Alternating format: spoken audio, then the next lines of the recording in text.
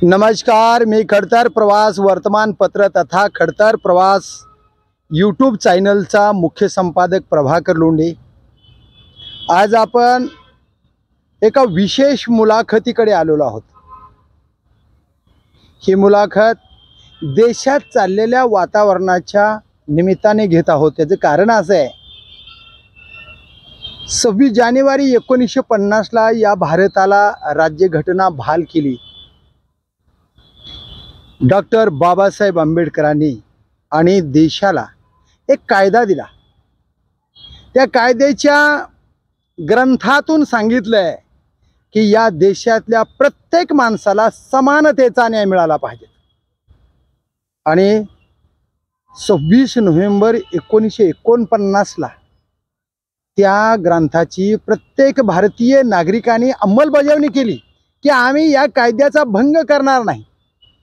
या कायद्याला धरून या देशातल्या प्रत्येक सर्वसामान्य पिछलेल्या समाजाला सुद्धा न्याय राज्यघटनेच्या नियमाप्रमाणेच मिळणार आणि त्यांना स्वतंत्र जीवन जगण्यासाठी, मुक्त संचार करण्यासाठी या देशामध्ये कसलीही भीती वाटणार नाही। एवढं संरक्षण भारतीय राज्यघटनेने परमपूज्य डॉक्टर बाबासाहेब आंबेडकरांनी आपल्याला या देशामध्ये दिलेलं आहे। या विषयावर कायदे तज्ञ असलेले माझे मित्र आहेत आणि धाराशिव न्यायालयामध्ये 18/8/1999 पासून न्यायालयामध्ये ते प्रॅक्टिस करत आहेत। सूक्ष्म असा अभ्यास करून सर्वसामान्य जनतेला न्याय देण्याचं काम करणारे ॲडव्होकेट अनंत कस्तुरे साहेब, की पारधी समाज गाव बाहेर राहतो, गावाच्या बाहेर राहतो, अशा केसेस या व्यक्तिमत्वाकडे असतात। गरीबाला न्याय देणे, मोठ्याच्या तर कोणी केसेस लढेल हो, पण ज्यांना काय समज नाही अशा सुद्धा अज्ञान समाजाला न्याय मिळवून देऊन त्यांच्या पाठीवर एक आशीर्वाद आणि त्यांच्या चेहऱ्यावरचं ज्या दिवशी आनंद आपल्याला पाहायला मिळेल त्या दिवशी मला खूप समाधान वाटतं। त्याने किती पैसे दिलेत याच्याकडे माझं दुर्लक्ष असते, पण तो हसत माझ्या न्यायालयातून गेला की मला समाधान वाटतंय असं म्हणणारा वकील ॲडव्होकेट अनंत कस्तुरे साहेब आपल्या सोबत आहेत। आपण त्यांना विचारूया की या देशामध्ये सध्या चाललंय तरी काय। कस्तुरे साहेब, नमस्कार सर। महाराष्ट्रामध्ये बीड आणि परभणी हाहाकार निर्माण झालाय, कशाचाच कशाला मिळणार। या ठिकाणी जर कायद्याचा या लोकांवर धाक असता तर असे खून खराबा त्या ठिकाणी झाला असता का? आणि हे राज्यघटना याची अंमलबजावणी बोलल्याप्रमाणे बीड आणि परभणीमध्ये होते का, या विषयावर काय सांगा सर? अतिशय लांछन आणि अतिशय विदारक असणारी ही घटना आहे। या घटनेचा मी तीव्र निषेध करतो, परंतु न्यायव्यवस्था ही भारतामधली अतिशय सक्षम, त्याप्रमाणेच महाराष्ट्रामध्ये जे नवीन सरकार आलेलं आहे ते सुद्धा सक्षमपणानं आत्तापर्यंत काम करत आलेलं आहे। आता जस्ट सुरुवात झालेली त्या होय होय न्यायव्यवस्थेची। परंतु या नवीन आलेल्या सरकारपुढं एक वेगळेच दोन आव्हानं आलेले आहेत की परभणीची एक घटना आहे आणि बीडची एक घटना आहे। करेक्ट, ह्या दोन घटना आहेत, ह्या अतिशय माणुसकीला काळीमा फसणाऱ्या ह्या दोन घटना आहेत। त्यामध्ये जात धर्म पंथ हा भाग थोडासा आपण बाजूला ठेवू। बरोबर बरोबर, परंतु एक सामान्य नागरिक, एक जनतेपुढे येणारा जो नागरिक म्हणून जो काम करणारा व्यक्ती आहे, त्या व्यक्तीवर जो एक अन्याय झालेला आहे, ज्या व्यक्तींना स्वतःचा प्राण गमवावा लागलेला आहे, त्यांच्या पाठीमागे त्यांचं कुटुंब आहे, ह्या गोष्टी अतिशय लांछनास्पद आणि विदारक आहेत। हे माणुसकीला सोडून आहेत।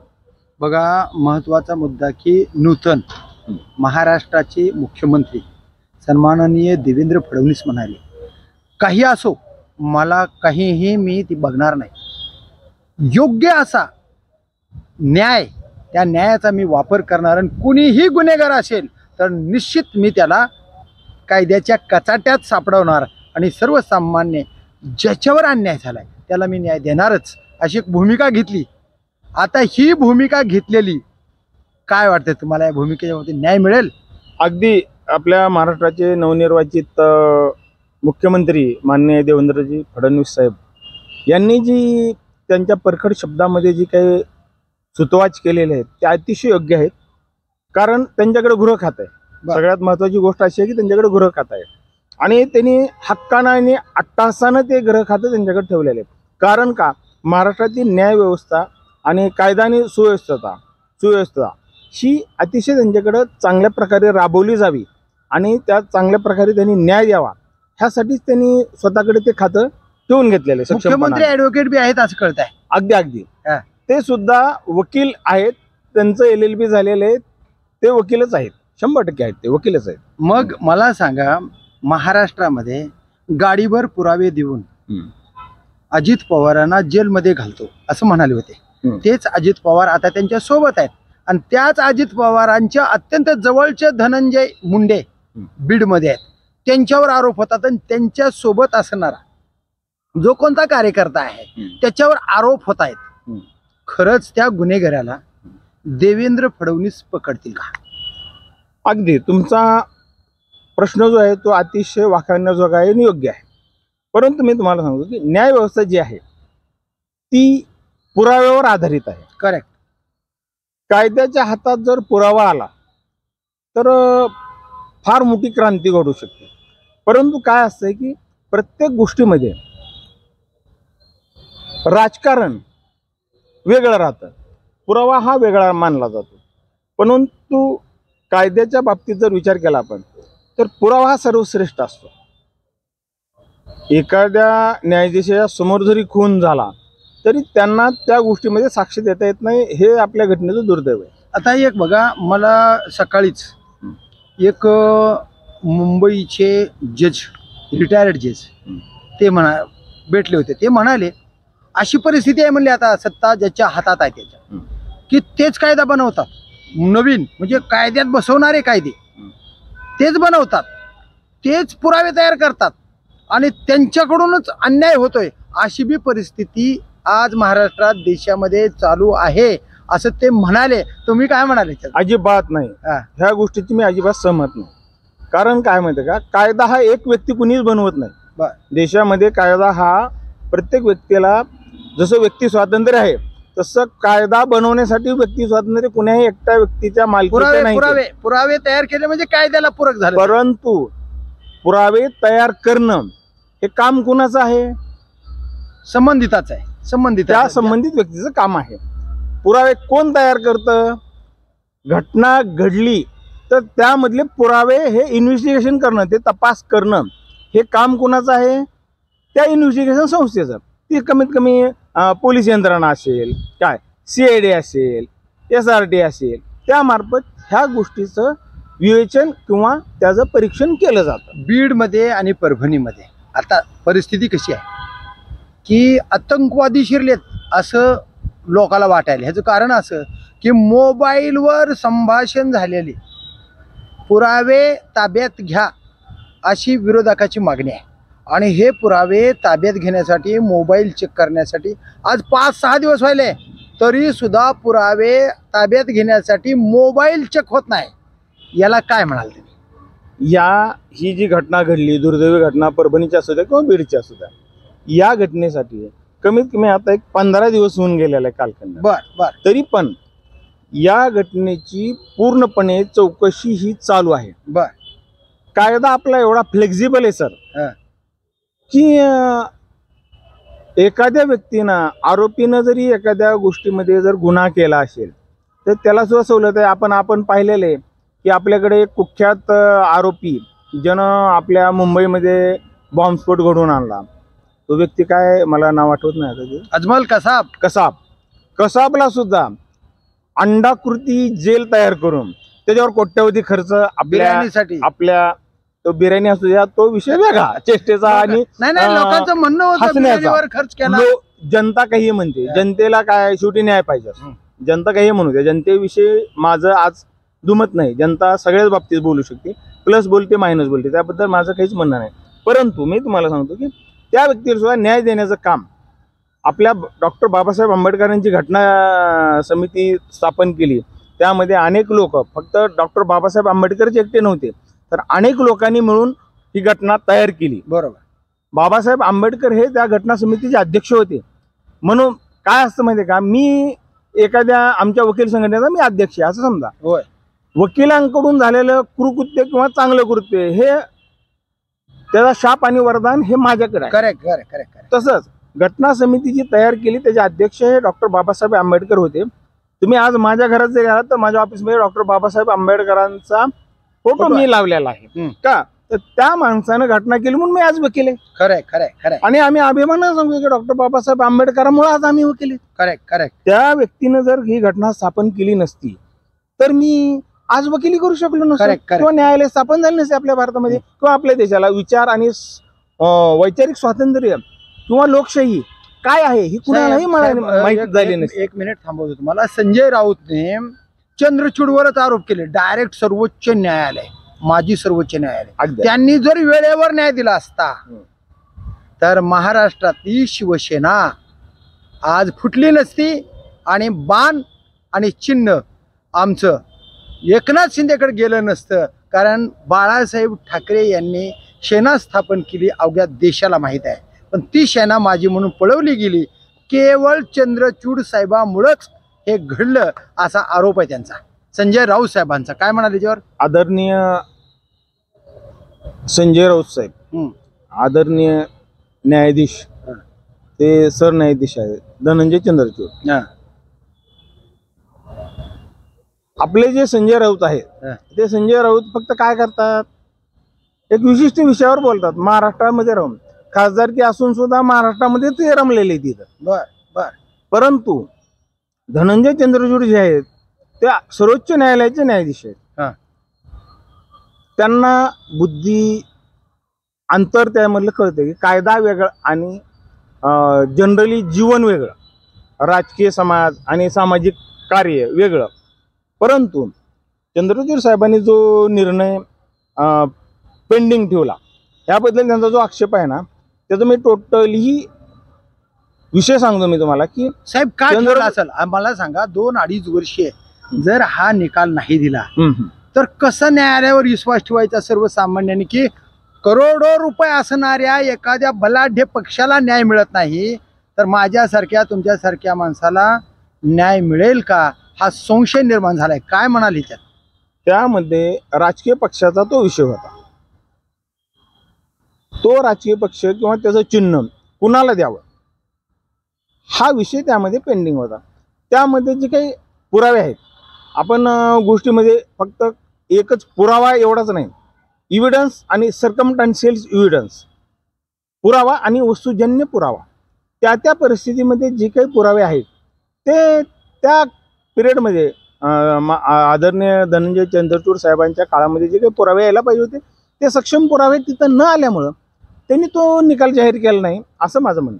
बरं सर, आता सर्वोच्च न्यायालयावर, निवडणूक आयोगावर, मुंबई हायकोर्टावर, इव्हन या संस्थेवर भारताच्या पंतप्रधानाचा, गृहमंत्र्याचा, अमित शहाचा, नरेंद्र मोदीचा दबाव आहे. आणि म्हणून एकतर्फी निकाल सुद्धा या निवडणुकीचा लागला आणि एकतर्फी न्यायालय सुद्धा निकाल द्यायला लागले आणि त्यांना सोयीस्कर असणारेच न्यायालय त्या न्यायालयामध्ये बसवायलेत असा विरोधकाचा आरोप आहे. तुमचं काय मत आहे या विषयावर? विरोधक हे विरोध करण्यासाठीच असतात, नाही तर त्या विरोधकांचं महत्व काय सर? एक मला सांगा, एखाद्या सत्तेनं, ती भाजप असेल, काँग्रेस असेल, राष्ट्रवादी असेल, कुणी असेल, एखाद्या सत्तेनं जर न्याय व्यवस्था, तुम्हाला म्हणतो कायदे मंडळ, कार्यकारी मंडळ आणि न्यायमंडळ असे 3 शाखा आपल्या प्रमुख आहेत.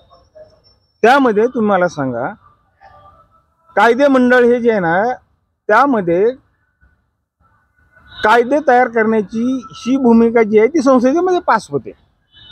कार्यकारी मंडळ त्यामध्ये सगळंच वर्चस्व स्थापन करून त्या गोष्टी तयार करतं. पण न्यायमंडळ जे आहे तिचा कायदा पास होऊन येतो, त्या न्यायाची अंमलबजावणी करणं हे न्यायालयाचं काम आहे. पण न्यायव्यवस्था ही आपल्या घटनेमध्ये डॉक्टर बाबासाहेब आंबेडकरांची घटना तयार केली, त्या घटनेमध्ये डायरेक्ट त्यांनी सांगितलेलं आहे की न्यायमंडळ व्यवस्थित आहे आणि त्याच्यावर कुठलाही राजकीय दबाव नाही. आणि अशा पद्धतीचं मागील ज्या काळापासून हे जे तुम्ही म्हणताय की भाजप सत्ता आली त्या काळापासून कधीच न्याय व्यवस्थेवर ह्या राजकीय वर्चस्व कधीही निर्माण झालं नाही. हा माझा स्पष्ट सरन्यायाधीश 5 सरन्यायाधीश हा. जे रिटायर्ड जज होते त्यांनी आरोप केला की न्याय व्यवस्था आता सुरक्षित नाही, कारण दबावामुळे सगळ्या न्याय व्यवस्थेचं बट्ट्याबोळ झालाय असं सरन्यायाधीश म्हणले रिटायर्ड. पण हे खरं आहे का खोटं? कोण आहेत ते रिटायर झाल्यावरच म्हणतायत ते तुमच्या पदावर असताना नाहीत म्हणत म्हणणार नाहीत ना, कारण त्यांच्या निवडणूक त्यांच्या जी बदली आहेत ते त्यांच्या हातात आहेत, त्यांचं वाटोळं करायचं त्यांच्या हातात आहे. म्हणून म्हणजे असं आहे, म्हणजे असं आहे सत्तेच्या सासू पुढं- मेल्यानंतर किंवा सासरा मेल्यानंतर गारानं करायचं. सासू जिवंत आहे तेवढे प्रतिकार करा ना तुम्ही. मग सत्तेच्या असं नाही, असं नाही, ह्याला नाही. पुढे न्यायालय भीते का?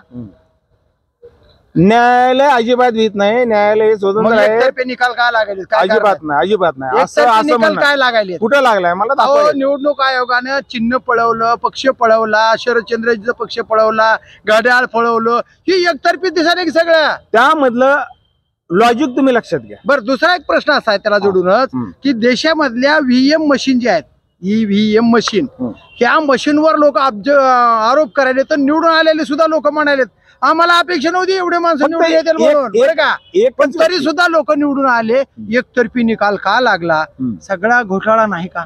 काय म्हणायचं? ईव्हीएम मशीनचा जर घोटाळा असेल तर प्रत्येक राज्यामध्ये भाजपची सत्ता आली असती सर.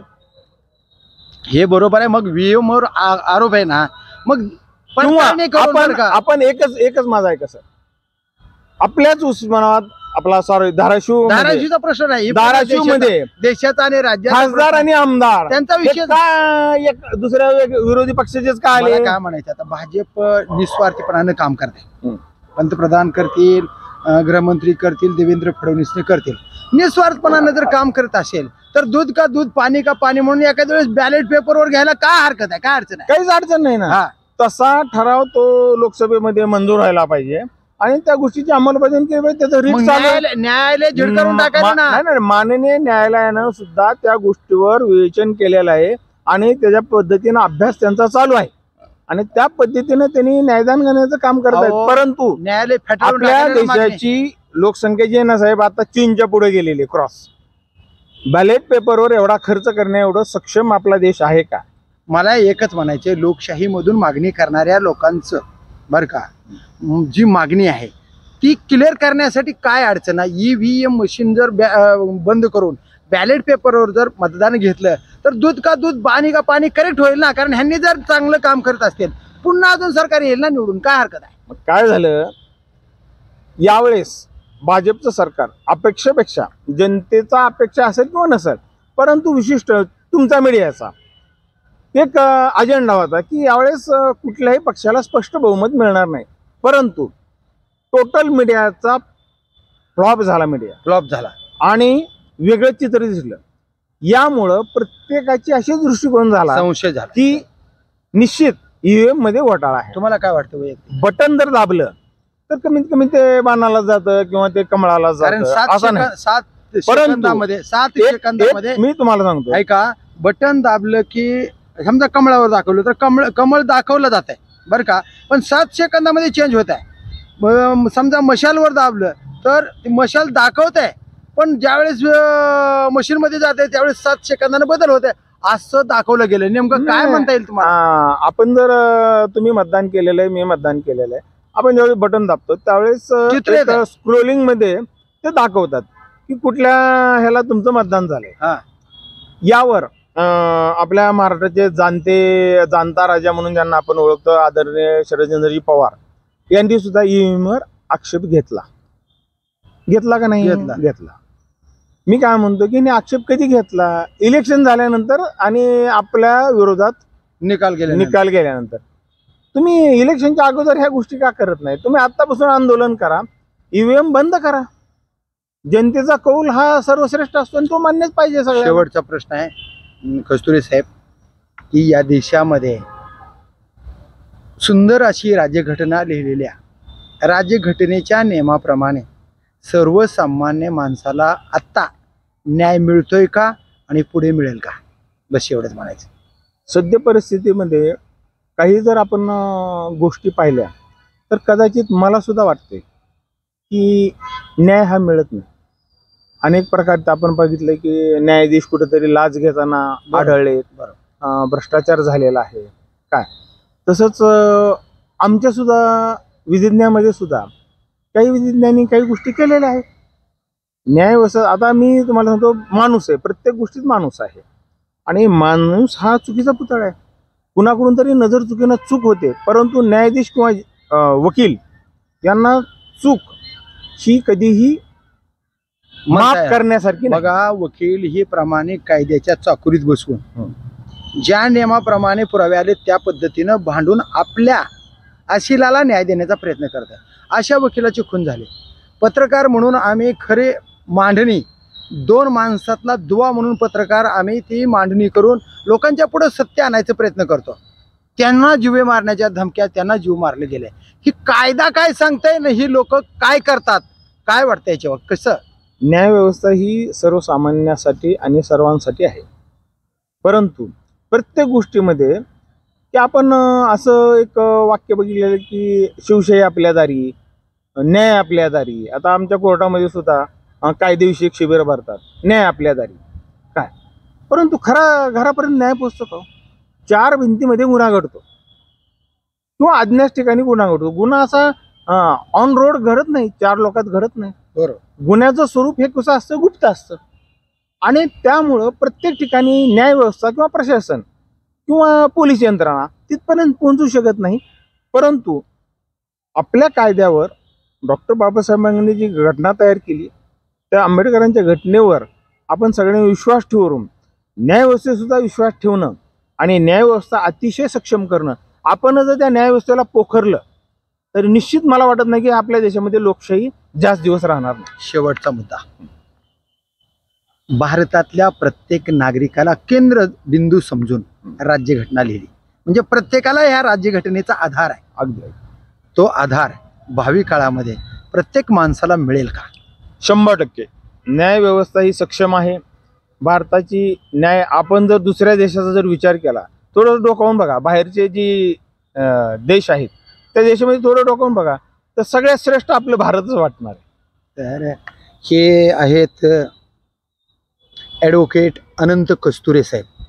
अत्यंत मनमोकळ्यापणाने गप्पा मारल्या, घरातल्यासारख्या गप्पा मारल्या आणि सर्वसामान्य माणसाला न्यायच मिळतो असं त्यांनी ठासून सांगितलं. कारण राज्यघटना जी लिहिली ना, निपक्षपाती डॉक्टर बाबासाहेब आंबेडकरांनी सर्वांनाच न्याय मिळाला पाहिजेत म्हणून ही राज्यघटना लिहिली. पण त्या राज्यघटनेची अंमलबजावणी करताना काही लोक दबावाखाली काम करतात, हे खरं. सर्वसामान्य माणसाला समानच न्याय मिळेल अशी परिस्थिती सध्या नाही, पण तो मिळाला पाहिजेत याच्यावर मात्र ते ठासून सांगतात की भारताची राज्यघटना बाबासाहेबांनी जी लिहिली त्या राज्यघटनेला जगामध्ये नंबर 1चं मानलं जात आहे, हे नाकारता येत नाही आणि त्या पद्धतीनं प्रत्येकाला न्याय मिळाला पाहिजेत असंही ते सांगतात.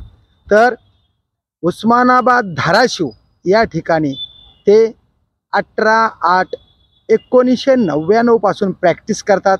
यापुढेही चांगल्या पद्धतीनं प्रॅक्टिस करावी आणि सर्वसामान्य माणसाला त्यांच्या आयुष्यामध्ये चांगल्या पद्धतीचा न्याय द्यावा. पैसा किती मिळतो हा भाग बाजूला ठेवून गरिबाला न्याय मिळाला पाहिजे, ही भूमिका त्यांची आहे. ती भूमिका कायम त्यांनी ठेवावी अशी त्यांच्याकडून अपेक्षा करतो आणि भावी काळामध्ये भारतीय राज्यघटनेची तंतोतंत अंमलबजावणी न्यायव्यवस्थेने असू द्या, पोलीस खात्याने असू द्या, निवडणूक आयोगाने असू द्या, संसदेने असू द्या, प्रशासनाने असू द्या, सर्वांनी तंतोतंत राज्यघटनेची अंमलबजावणी करावी असं आव्हान खडतर प्रवासच्या वतीनं करण्यात येते. मी तुमच्या सोबत राहीन, कुठेही खचून जाऊ नका, कारण भारतीय राज्यघटना सर्व दृष्टीतून सक्षम आहे. त्या राज्यघटनेची ताकद वाढवूया, राज्यघटना सक्षम बनवूया. मी प्रभाकर लोंढे.